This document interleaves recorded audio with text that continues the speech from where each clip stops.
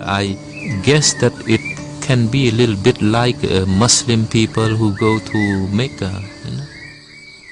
You wish that at least once in your life you have to see Angkor Wat.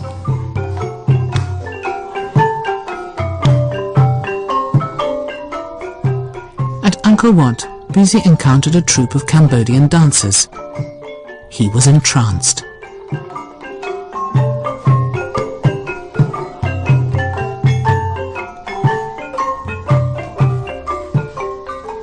In Cambodia, dance was far more than entertainment.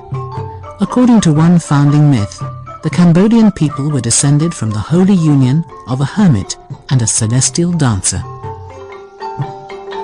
Dancers, in a way, are the link between the human and the divine. And the dance had a ritual function. For example, the Moni Mekala dance is actually a rain dance. It's a battle between a storm demon and a sea nymph, a sea goddess. And when thunder and lightning go at each other, it brings rain to nourish the rice fields of Cambodia. Buzy carried on to Phnom Penh, where he filmed the king's own personal troupe. This unique film shows the royal ballet in rehearsal.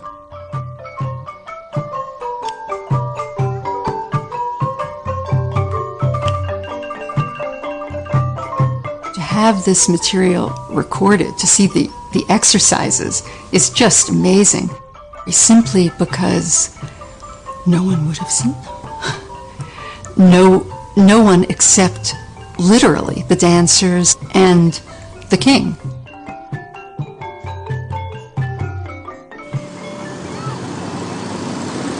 In the 1970s, during the murderous rule of the Khmer Rouge, 90% of the dancers in Cambodia's royal ballet were either killed or exiled. The carnage almost destroyed a tradition which had lasted hundreds of years. EN&KH&FR is one of the few dancers to have survived the turmoil of the Khmer Rouge era. Today she teaches in Phnom Penh, demonstrating to a new generation the skills Buzy photographed in the 1920s. The training was very tough. The teacher was always hitting us, and they would pinch us and twist us in order to make us dance properly.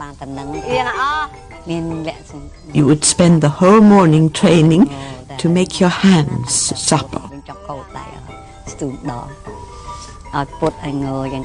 They would get me to bend my fingers, and then to do this, and then to show this. The fingers curved like thorns on an orange tree. All the members of the royal ballet lived within the palace compound in the quarters of the king's harem. The royal family itself was directly involved in training the dancers. Princess Bhupa Devi, sister to the present King of Cambodia, was one of the most famous dancers of the 1960s.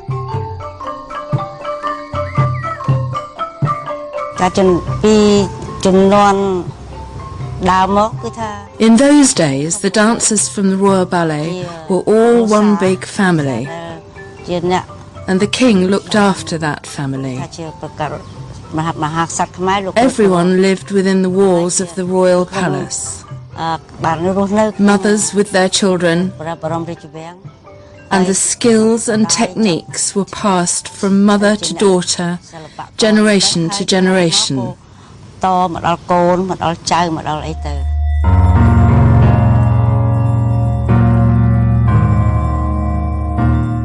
The costumes worn by the dancers were hugely elaborate.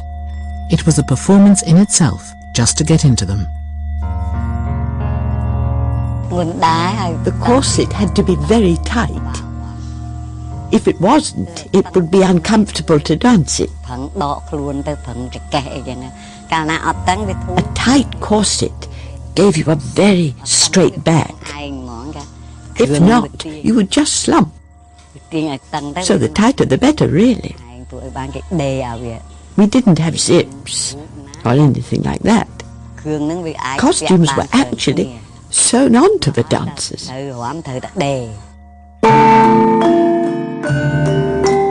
By the time Buzy shot this film, the Cambodian Royal Ballet was already famous in Europe. after their performance at a festival of colonial art in France. They got to Marseille and were just absolutely the knockout hit of the festival. They were performing indoors, and there were such riots of people trying to get in that they moved the performances outdoors, and they played for 30,000 people a night. There was a real appreciation that there could be true and brilliant art in one of these native places. The French made an even more extravagant attempt to bring the culture of Indochina to Europe when they built this replica of Angkor Wat in Paris in 1931. Millions of French people rushed to see the colonial exhibition, just to see Angkor Wat. You can still find old people who, when they talk about Cambodia, say, "I saw Angkor at the colonial exhibition in 1931. I visited Angkor."